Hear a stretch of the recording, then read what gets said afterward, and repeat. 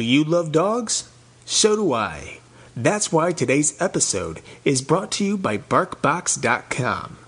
Get one free extra month of BarkBox at www.getbarkbox.com/Paratruth. Christian and non-Christian paranormal investigators. They have two different views, and it seems as if neither of them can ever agree on anything. So what happens when a mainstream view of the paranormal crosses paths with a Christian view? Something epic. This is Paratruth Radio.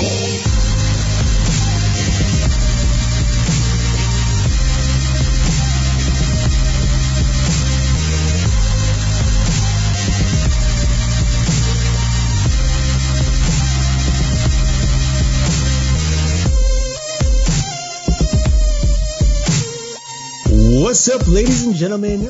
Welcome to a brand new episode of Paratruth Radio. My name is Eric. And I am Justin.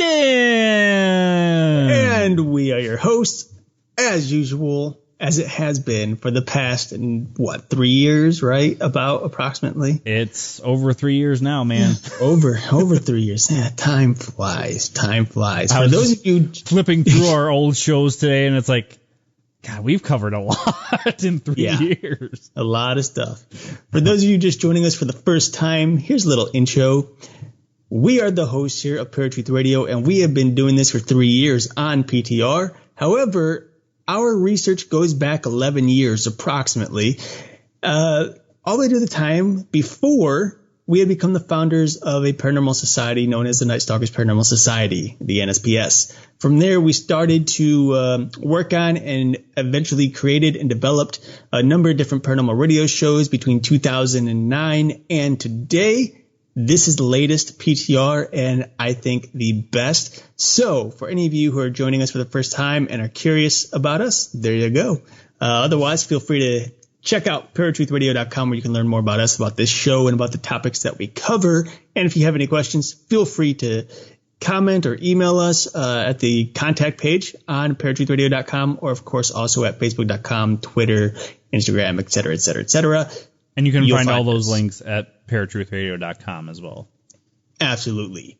Now, for those of you who have been listening for the last 3 years, or even the last few weeks, I'm sure you're about ready to get into tonight's topic, because it is an interesting topic. This is a subject that was brought up to us by a listener and a friend of ours. And so we decided, we would tell you guys every week, feel free to comment and give us ideas. And this is one of those times. Ladies and gentlemen, boys and girls, children of all ages, for those of you listening at FringeRadioNetwork.com as well as ParatruthRadio.com, let's get ready to expose some lies. Now Paratruth presents Toyol, Kids and Trouble. Cambians, black-eyed kids, the children of the corn. In paranormal folklore, kids are creepy. And that doesn't exclude our headliner, the Toyol. The Toyol stands at around the height of a toddler, but can be as small as an infant. It is noted as having greenish-gray skin, a bulbous head, and red, cloudy eyes. Some legends even claim that the creature has sharp teeth and claws. Now, this is a very interesting creature because it can be classified, in my opinion, as either a cryptid or a spirit, depending on the lore. Mm-hmm. Now, interestingly, this Toyol doesn't just exist on its own. Justin, in your research, what did you find in regards to how this being comes to be? The Toyol is actually brought to life by a shaman or somebody practicing the dark arts. The Toyol specifically is a Malay shaman, Malaysian, and they dig up a dead baby and basically reanimate it. And some of the stuff that I came across is it says it actually almost looks like it's mummified as well. And it was interesting that the Toyol has kind of a connection to multiple areas around Malaysia, Indonesia, Cambodia, Thailand, the Quikia in Hokkien. In Thailand, it's the Koman Tong and the Koman Lay, male and female. In the Philippines, it's the Tianak. And in South Korea, it's the Toyol. And in Cambodia, it's the Kohen Crow.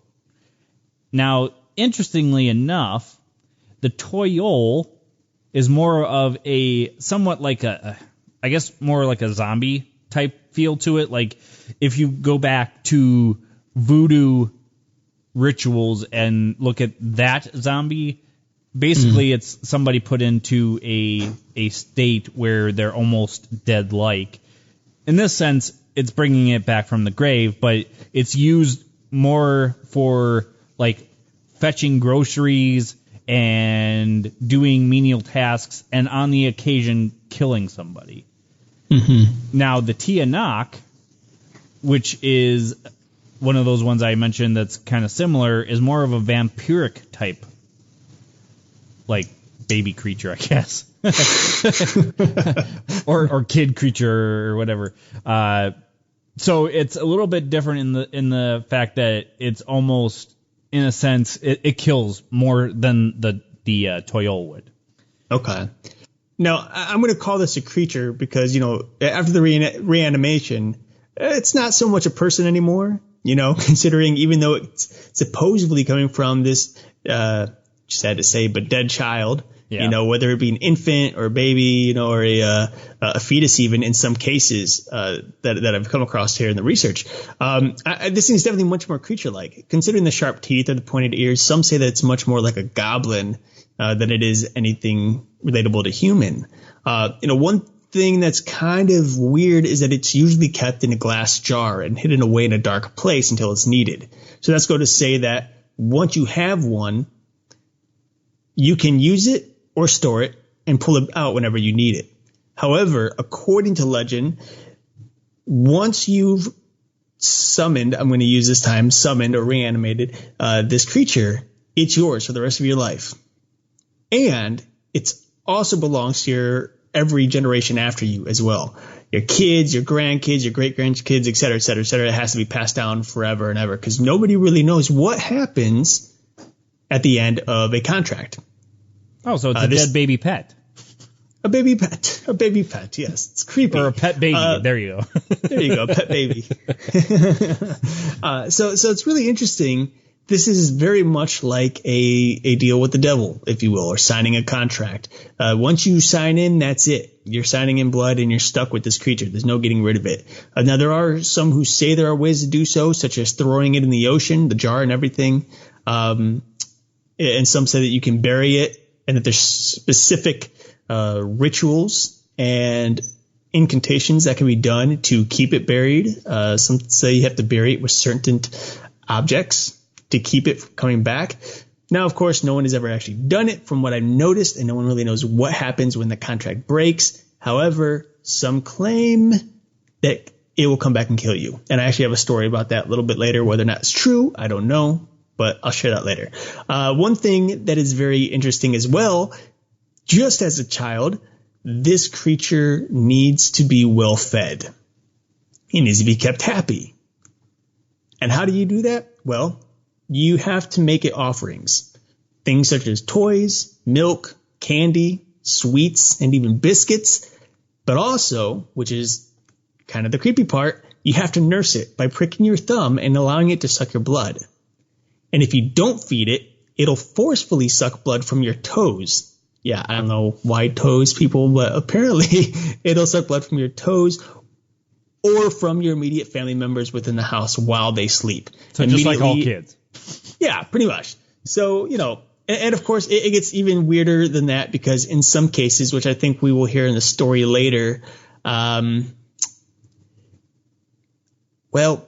just say that sometimes they demand to nurse from a woman, but instead of nursing milk, they nurse blood, which is creepy and disgusting. Ow. Yeah, sorry for those of you who just had to hear that. It's been racking my mind too. It's gross. Anyway, poor people. Yeah. Probably not a good creature to have. Well, I mean, guess it depends on your views. Well, it depends on your views, but here's the thing. This creature, according to legend, has never actually been used for good in any way, shape, or form. It's usually there to do the mischievous things. Stealing jewelry, stealing money, stealing this, stealing that. Mostly just for stealing. However, as Justin said, it does on occasion, or can be on occasion, used for murder. And it's very rare, according to the folklore, but on occasion it has happened. So that's something that's, well, creepy. This little bulbous head thing. Murdering people. Well, and as I was telling you before we started doing this week's episode, is this kind of reminds me of the legend of the Melonheads in Ohio, where this doctor, Dr. Crow, was experimenting on kids because his child was sick, suffering from hydrocephalus,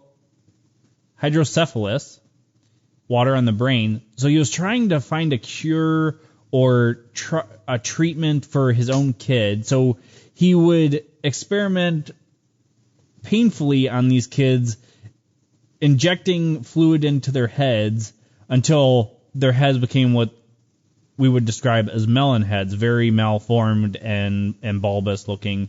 And eventually there was an uprising, and the melon heads set fire to the doctor's house and lab, destroying all the records and all that stuff. And it kind of goes along the lines of any legend you've probably ever heard of. But there supposedly is sightings of the melon heads even today. So it almost makes you wonder if these particular things are breeding, or maybe they're immortal now. I don't know, but interesting that it kind of coincides with this Toyol, even though in the Melonhead story it wasn't kids brought back from the dead. It still has that kind of, they have that look to them where their heads are kind of bulbous, and I have seen sightings where they have glowing red eyes or very pale or green skin, so it kind of coincides with the Toyol. Right. Despite the fact that this Toyol is often used for stealing things, there are ways to stop it or prevent it from stealing stuff. One in particular that I read, which is really interesting, was placing a needle underneath your money or your jewelry, because Toyols tend to be afraid of pricking themselves on needles. Therefore, they'll stay away. Another one is placing your valuables beneath a mirror, because Toyls are afraid of their own reflection, which, if you've ever seen the pictures of these Toyls, I'd be afraid of my own reflection. Be afraid of my own reflection too, yeah. So, creepy enough. The Toyol can supposedly move through walls and even be invisible, which is, very rarely if your money goes missing or something like that and it was a Toyol, you'd never actually know it unless there was dust all over the counter in which your item was. Yeah. Because then you'd see the little feet and stuff like that from the Toyol. Some say even that if you were to hide the money, that the Toyol would still find it easily, because it may have something like X-ray type vision, which allows it to draw and sense, or in this case, I guess actually see where your valuables are hidden, regardless of the hiding place. And a couple of other ways to keep them at bay, if you believe in these Toyls, is to hang strands of garlic, because they like to play with those. Also, you can use sand, beans, or put marbles on the floor, because like a little kid, the Toyol will find them and start playing with them and eventually forget all about why it's there. And once it's done playing, they'll just turn around and leave. I don't know if people have actually tried this and it's worked. I don't know if they've videotaped this or recorded. I don't know where these ideas come from for weaknesses, or just the story itself. Especially the garlic. It smells really bad. As a typical kid would be like, ugh, get it away. I don't want to play with that. And as you said that, I thought to myself, vampires aren't scared of garlic. They're just afraid they'll start playing with it if it's hanging around. That must be what it is. I don't know what the idea here is about that. It's weird. So why don't you tell the story that you came across? Yeah. All right. So this is a weird and, well, rather creepy story, to say the least. All right. So this story comes from scaryforkids.com. Again, I'm not stating that the story is true, but I'm stating it's interesting and kind of fun to read. So here we go. In a Malaysian story, there was a young man named Bachuk who was very lazy and couldn't hold down a steady job. He was also addicted to gambling, and any money he had was squandered in the casino. He lived with his wife and her sister and has a hard time providing for them because of his laziness and his gambling. One day, he was searching through his dead grandfather's possessions when he came across a dusty old suitcase. Now, upon opening it, he found it contained what looked like the withered corpse of a baby. Suddenly, to his horror, the baby opened its red eyes and began speaking to him. He realized that it was a Toyol. "Thank you for releasing me," said the Toyol, "but there are conditions. I can obey your wishes and give you power, but I must eat." The young man sent the evil imp out to creep around the village at night, stealing the possessions of his neighbors. As time went on, Bachuk became rich, and nobody suspected where his money came from. However, the Toyol began making more and more demands. Bachuk realized that it wanted a new mother. The Toyol demanded that he be allowed to breastfeed from Bachuk's sister, sucking blood instead of milk. Bachuk sent his wife and sister away to keep them safe, and when the Toyol discovered this deception, it flew into a rage. The Toyol attacked Bachuk and sucked every drop of blood from his body until he was nothing more than a withered and desiccated corpse. So, obviously not a very nice creature. No. Now that you read this, I mean, the Toyol sounds more like a vampiric creature compared to more like a zombie, but the way that the legend reads it, it's almost like a zombie-like creature at first. Yeah, when you're reading through some of these legends, it's interesting because the legends change from story to story, from country to country, et cetera, from person to person. And so, yeah, we have this kind of zombie-like creature because it's being reanimated, or the body is being reanimated. But in a sense, the vampire is the same thing. Right. I mean, when you look into exactly, it's a reanimation of whatever the person was becoming a vampire. In fact, that's why many people suspect that people who die will come back as vampires. Not that they died as vampires, but they'll come back as vampires. And that's because when you look into some of the older legends, you see that the vampire is more of a spirit. It's a vampiric spirit that possesses the dead and then raises such dead to go around and start drinking people and killing and doing whatever it wants to do.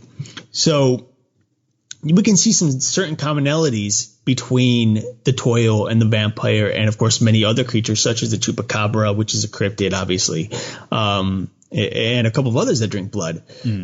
But we notice that there are very important and different distinctions between each of the creatures.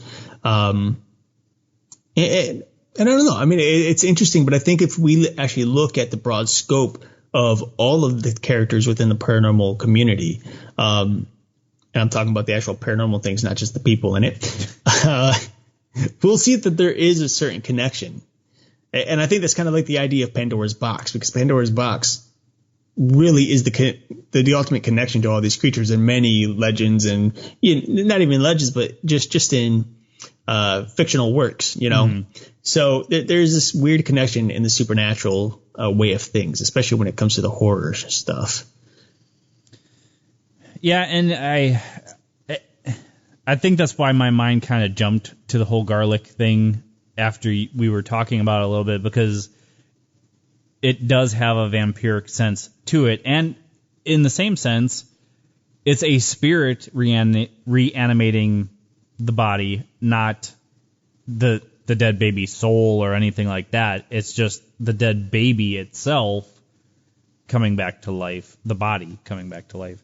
And that's kind of why it reminded me of the Melonheads a little bit, but the Melonheads aren't like blood-sucking creatures in any way. It's just the way that they're described. So in the beginning, you had mentioned, black-eyed kids, children of the corn. Why do you think, and we can probably get more into this in post-show, but do you think children are like creepy, so we have to apply something to them in some type of lore, or do you think it's more so that they're innocent and so we feel evil things would try to take advantage of them? I mean, I think that's kind of like a two-way street, because I think it could be either or. Because let's face it, there are plenty of kids out there that are just creepy. Yeah. Period. So, but at the same time, there is this innocence to children as well. And so naturally we think, okay, they don't have the ability to fight off things. These dark creatures which they have no idea about. And with being a weaker creature, that is a weaker human, it would naturally be overtaken by something evil, or whether it be a demonic entity or some spirit or some bad juju from a witch doctor in Malaysia or whatever. So I think it is a two-way street, and I think people just really tend to find the idea of these kids who are often. I think the thing is we can't really relate by the time we're adults. And we've been there, but we don't remember our childhood quite like we see children, Yeah. And children can sit there and be very quiet and you have no idea what they're thinking. Or an adult, you might have some type of suspicion, but I don't know. They could just be creepy, I guess. I don't know. Some of the stuff that I think about, I almost think I'm just a big kid. But then I have like these dark ideas for stories and stuff, and I'm like, I don't think a kid would be thinking about that. So I don't think I'm a big kid anymore, or I'm just a mixture, one of the two. All right, folks, we are going to go into our post show, so stay tuned. We will be right back with Paratruth Radio. Hey, Parafans, do I have a deal for you? The people over at Loot Crate are giving our listeners a 10% savings on any new subscription at lootcrate.com. Loot Crate is this awesome monthly mystery smorgasbord of a package that you get stuffed with different things from different genres, such as Zelda, Fallout, Harry Potter, and so many more. So to get your 10% savings, make sure you go to trylootcrate.com/paratruth. Again, that's trylootcrate.com/paratruth and enter Bridge 10 to get 10% savings on any new subscription. Alrighty, folks, welcome back to Paratruth Radio. My name is Eric. And I'm Justin. And we have been talking about the Toyol, a mythical creature from Malaysian folklore. We've covered a couple of different things here, quite a few actually, ranging anywhere from what exactly Toyol is, how it comes to be, and of course some of the mischievous work that it does, which actually reminds me very much like the Gremlins that we've spoken about during our World War II episode. And of course, some of the relatability between the Toyol and other creatures of the night, if you will. So now we're here in our post show. Yay, we made it. So which means, of course, one of the best things that Justin and I love is the being opinionated. Yeah. That's what we are. So, Justin, here we are. We've talked about the Toyol, and this is a creature that, originally you brought it up to me after seeing one of our listeners post it. And after doing the research, it was, to say the least, pretty creepy thing. Yeah. Well, the pictures alone. Yeah, the pictures alone are creepy. But once you actually start reading what it is and what it does, things get a little creepier. Yeah. So, based on a lot of the legends that you've read, because I know there were a few, and based on what we discussed, what are your thoughts about this creature? Is this Toyol something that can actually exist? And do you think that Malaysian witch doctors have the power to reanimate a fetus or a dead baby or whatnot? I believe that they have powers in the sense that they work in the dark arts. Whether they can raise the dead, I don't think so. I think it's more of a spiritual thing in nature, where they're summoning some type of spirit, whether that's a demon or some other type of mischievous spirit like the trickster or something like that. Because, and again, it goes down to proof too. We have no proof anywhere that shows that we can reanimate the dead. So, unless there's a bunch of witch doctors hiding a bunch of Toyols and zombies and whatever else in their basements, which I wouldn't put it past them. But, to me, just from what you read about it going through walls and taking things, and in the paranormal community, there are people that believe that spirits, whether they're talking about human spirits or any other type of spirit, even demons, can dematerialize things and make them appear somewhere else. Mm-hmm.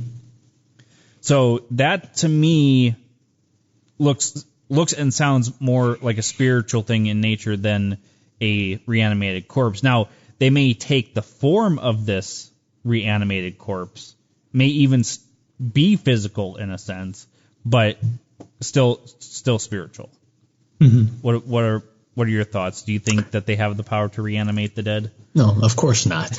But I think there is a reason that they use the fetuses or these dead babies. I think it's part of the ritual. It's almost like a digging sacrifice. Up the babies. Yeah, it's almost a sacrifice to the demonic entities that they're calling upon to become the Toyals. We see over and over again here that these Toyals often call for blood. They want to feed on blood. That's one of their main sources. And it would only make sense that if they want to feed on blood, then they're obviously going to want some type of sacrifice, even if the baby's already dead. And of course, who's to say that they're actually using a dead baby? I mean, some of these witch doctors, we know for a fact that some witch doctors in certain cultures sacrifice children and, adults and et cetera, in order to worship their deities and to summon demons. I mean, the Mayan culture is probably one of the most famous for that.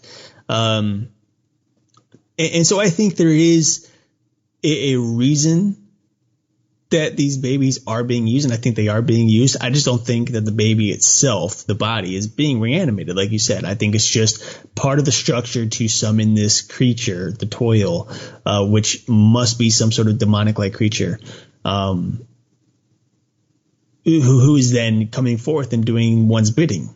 And it sounds very much like any other type of summoning that you would see, whether it's part of the Lesser Key of Solomon or whether it's some type of witch doctor or some type of pagan ritual to bring forth a demon. Okay. Well, one thing that actually just popped in my head was in the show American Horror Story, they had the season called Hotel, which I believe is season 5. And this vampire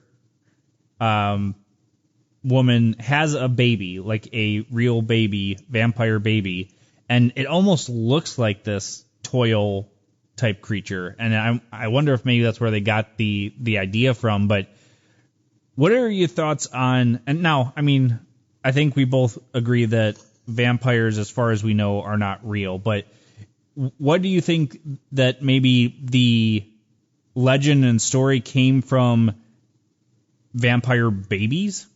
Like these were the offspring of vampires, and in a sense they thought they were dead, but they dug them up and they just suddenly popped to life, and they thought it was their magic that did it. I mean, shot in the dark, maybe.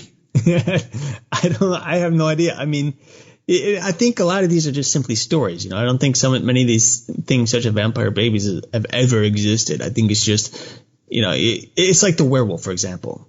The werewolf legends, some speculate, originate from a disease known as hypertrichosis. which is basically a disease in which somebody has hair all over their body, perhaps receding gum lines and receding the skin around their fingernails are receding as well, giving them this almost sharp claw-like feature. And many speculate that that's where the werewolf came from. These people weren't really werewolves. They just had this disease. And maybe some of them were angry. Maybe some of them had this had another disease on top of it, such as rabies or something like that, which gave them these anger patterns, these patterns of anger and rage. Which then eventually developed into what? What I was going to say is, to add on to that, a lot of these people were put into freak shows. Right. So in my mind, if I'm being looked at in a freak show, I would start to freak out and get angry and start lashing out at people. So in a sense, that would be a reason as to why they would get animalistic type traits too. Mm-hmm. Absolutely. So yeah, I think that's what's really happening here. I think it's just, people are adding to the story, thinking of different ways that they can make this vampire creepier. Hence, vampire babies. What's more scary than something that never really had the chance to be human in the first place? Yeah. Well, and it almost makes you cringe. Well, I mean, it makes you cringe just the thought of what is going on. But, if the family of that child were to find the grave open and how much pain they were already going through, and it probably caused that much more pain, it's a sad thing to think about. One thing that I wanted to get your opinion on, because you and I personally haven't done a episode on the Black-Eyed Kids. I did that with Jerry. What are your thoughts on the Black-Eyed Kids? Do you think that, again, it's more of a spiritual thing? Do you think they're some type of alien-human hybrid? What are your thoughts? I still go along with the spiritual aspect of it. I mean, we see that in legend that the Black-Eyed Kids tend to appear and then disappear, just like that. There's never really any bright lights, so that kind of pulls away from the whole UFO theory. There's nothing that ever says that they float into the sky, which again takes away from your whole UFO theory. But instead they seem to have this look that draws dread from anyone who runs into them. Black-Eyed Kids have been most notably recognized in someone's bedroom while they're sleeping. They've seen them in dreams. They'll wake up. They're in the room. Sometimes they'll be by a car or out in their front yard or backyard or whatever. And again, they're there one moment and the next moment gone. And it seems like these Black-Eyed Kids eventually go away. There's no real indication as to why they're there, other than maybe just scared you. Now, I know there have been stories where Black-Eyed Kids have reached out and tried to get help from somebody, which is probably a ploy, not that they're really looking for help. But from what I know, no one has actually gone out of their way to help some child with black eyes. And often these black-eyed children travel in groups, which I think is interesting as well. Well, the one legend, or it's not even a legend, it's more of a story because it was a woman telling it, was that she actually did let them in. Okay. And that they kept asking if they could use the phone, and they kept pushing and pushing to use the phone, get help. And the woman left. Her husband was watching the kids for a second, and she left, and the house went completely black. And she noticed that the kids were just standing in the dark, in the next room, and the lights came back on, and they were gone. Mm-hmm. And she actually saw them outside with these gentlemen getting into a black car and driving away. And after that, her and her husband started having a lot of physical ailments, started getting sick. I believe her husband had a heart attack. And some of the story, the personal accounts that I had come across actually showed that to be a common factor if, in fact, these beings did get inside. And one factor that a good friend of ours, Nick Redfern, has brought up on other podcasts and in some of his books is that the Black-Eyed Kids are actually linked to the Men in Black. Now, not the Men in Black, Tommy Lee Jones and Will Smith, but apparently the Men in Black are more of a weird, I guess, creature because they're a little bit taller, have grayish skin, almost like the Black-Eyed Kids, almost like they're the parents of the Black-Eyed Kids or something, because there are apparently women in black too. Right. So, well, and what's interesting about the Men in Black is that they have more so than the Black-Eyed Kids have been recognized as coming and going in UFO type crafts. There's one story in particular I actually watched on, I'm not even sure what show it was, but I think it was Destination America. Now, again, this is television, folks, so you can never believe television. I can tell you that straight up because I've worked in it. Most of it's fake. Anyway, the story is that this man was driving down a highway and his car stalled. It stopped. Everything went dead. And as he looked out his window, he noticed this UFO or this craft land and then a man step out of it. A man dressed in all black with a gray face, black eyes, and some kind of sharp looking teeth. Walked up to his window and just stared at him for a little while and then walked back to his craft and then took off. The craft took off again. Now, this is just one story.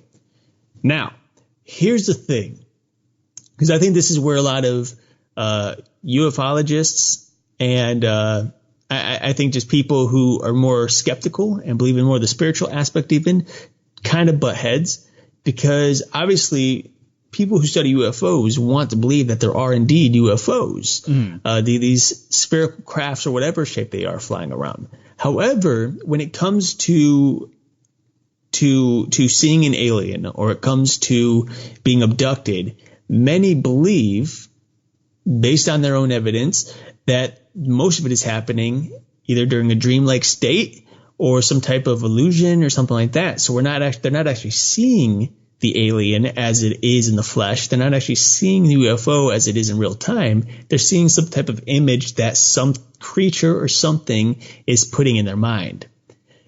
And it kind of makes sense because how often do we hear about these stories of abductees who claim they've never actually left their car, because a lot of this happens on the highway, or their bedroom, and yet there seems to be time missing.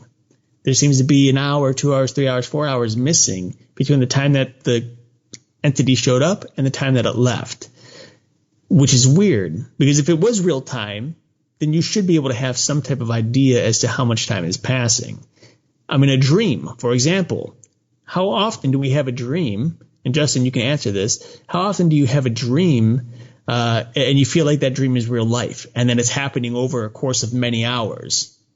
A lot of my dreams, especially the ones that I'm deciding to turn into books and whatnot.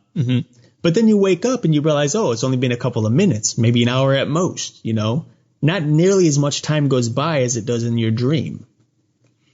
I guess that's a pretty good argument as to what exactly these beings are, because maybe they are demonic and maybe they are just getting in your mind, or hey, maybe they are aliens and somehow they're able to transfer images in your mind. I just don't think they're actually showing up, you know, the way that they are. I mean, heck, the Man in Black, if, according to your story, if they are aliens, why the heck are they driving a black car?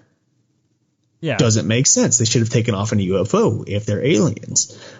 So, you know, who the heck knows what's really going on here? But as you can tell, there are arguments from both sides, and both sides make sense. But in the end, there's really no proof one way or the other. It comes down to just your own reasoning, I think. Right. Well, and I mean, I believe there are still those that believe that the Men in Black are connected to the government somehow, whether that be because aliens are in league with our government or something, I don't know.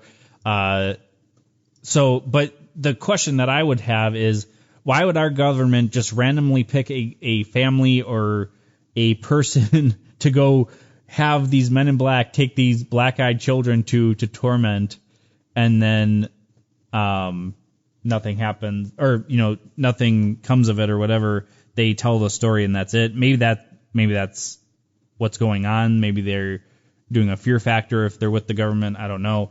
One thing that I had listened to on a couple of different podcasts now is that the black-eyed kids or the Men in Black might be some type of tulpa-like creature, which is a more of a thought form creation, kind of linked to mysticism.